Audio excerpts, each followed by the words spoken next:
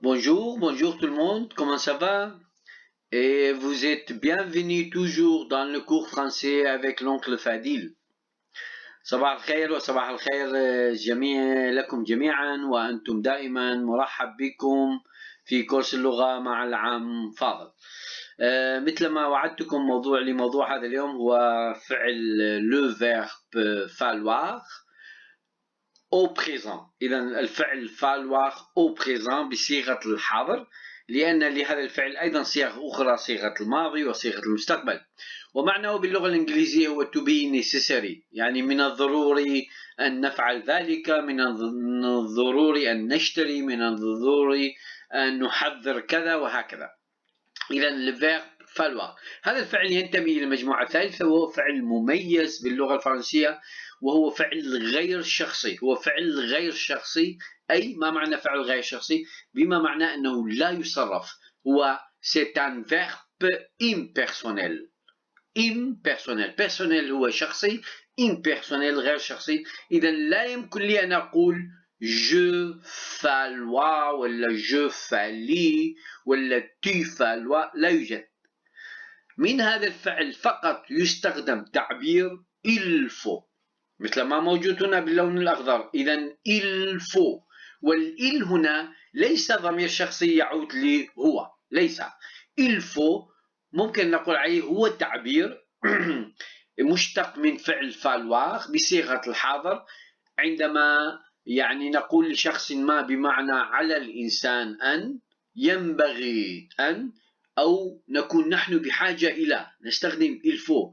أو أيضا ممكن استخدامه للشخص الآخر الذي يشتكي من حالة معينة، فنعطيه نصيحة فنقول له il faut، يعني عليك يجب عليك أن، وهكذا.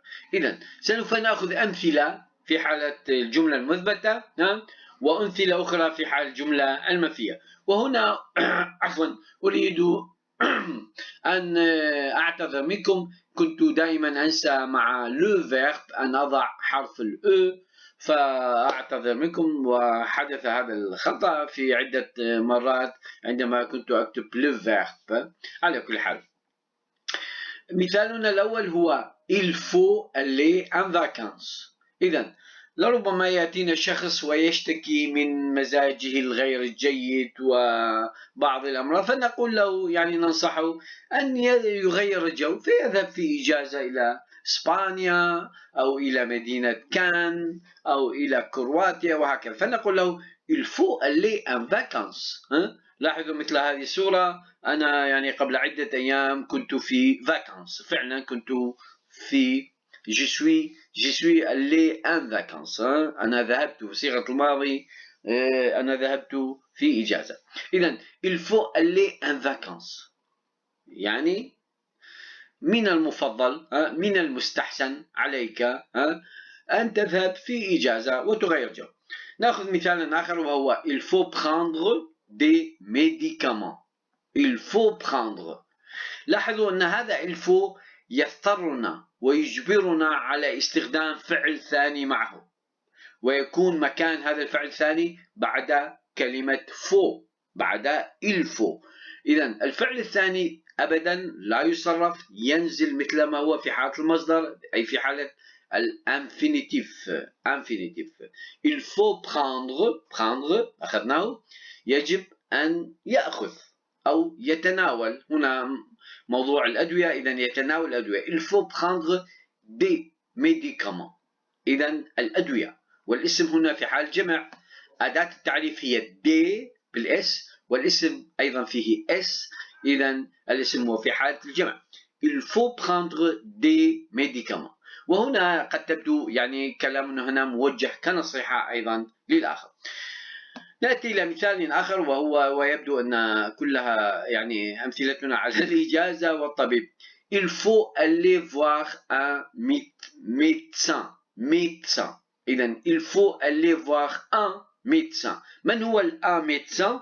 هو طبيب، طبيب غير محدد اختصاصه un médecin، يعني أداة نكرة استخدمنا هنا طبيب. من هو؟ لا نعرف، أي طبيب كان، ولكننا ننصح أحدهم فنقول له il faut aller voir un médecin. لاحظوا قواعديا أن هذه الجملة يعني فيها شيء غريب. هذه الجملة il faut aller voir، هناك فعلين في حالة المصدر في هذه الجملة بعد فعل faut، يعني في هذه الجملة تحتوي على 3 أفعال مترصة بعضها إلى بعض الآخر. أولا il faut aller voir، 3 أفعال faut aller voir. إذا il faut aller voir، والفعلين الأخيرين بحالة المصدر غير مصرفان. إذا il faut aller voir un médecin، يعني عليك أن تذهب لترى طبيبا، أن تذهب لترى طبيبا. نأتي إلى الجملة الرابعة وهي مختلفة عن البقية، فنقول il faut que. إذا il faut وضعنا هنا que، وكأننا نريد أن نؤكد على شيء ما يخصنا نحن. إذا مثل ما أقول على نفسي أنا، يعني علي أن، ينبغي علي أن. il faut que، ماذا ينبغي علي؟ je me lève، je me lève. إذا هذا الفعل se lever هو أحد الأفعال التي سميناها les verbes réfléchis. réfléchis الأفعال الانعكاسية، وأخذنا سابقا مثال على فعل se appeler، وقلنا صرفناه je m'appelle، tu t'appelles، أنا أدعى je m'appelle فادل، tu t'appelles مثلا ليلى، elle s'appelle مثلا مارتينا، وهكذا. إذا هذا الفعل من الأفعال الانعكاسية les verbes réfléchis، هو يضطرنا إلى أن نستخدم ضمير شخصي آخر هو الم، حسب ضمير شخصي. هنا لو كان الأول سنستخدم م، لو كان الشخص الثاني tu سوف tu، لو كان هو أو هي إذا س. إذا il faut que علي أن je me lève، عن أنهض. إذا je me lève أنا أنهض بنفسي، أنهض. je me lève متى أنهض؟ à 5 heures du matin، الساعة 5 صباحا، à 5 heures الساعة 5 du matin صباحا.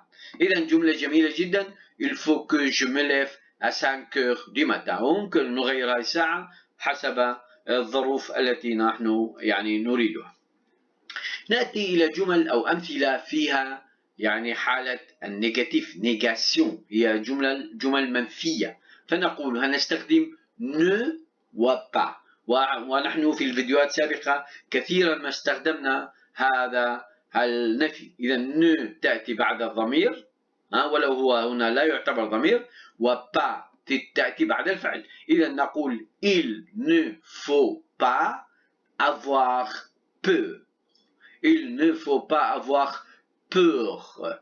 هذه جملة يعني لا تقيم بثمن، لأننا يعني هي تحل كثيرا من المشاكل، قد تحل كثيرا من المشاكل عندما نعلمها للآخرين، فنقول il ne faut pas avoir peur، لا يجب أن يعني يدخل إلى قلوبنا الخوف، لا يجب أن يكون عندنا خوف. avoir هو فعل تملك، j'ai، tu as، il a، elle a، أنا عندي، أنت عندك، وهكذا.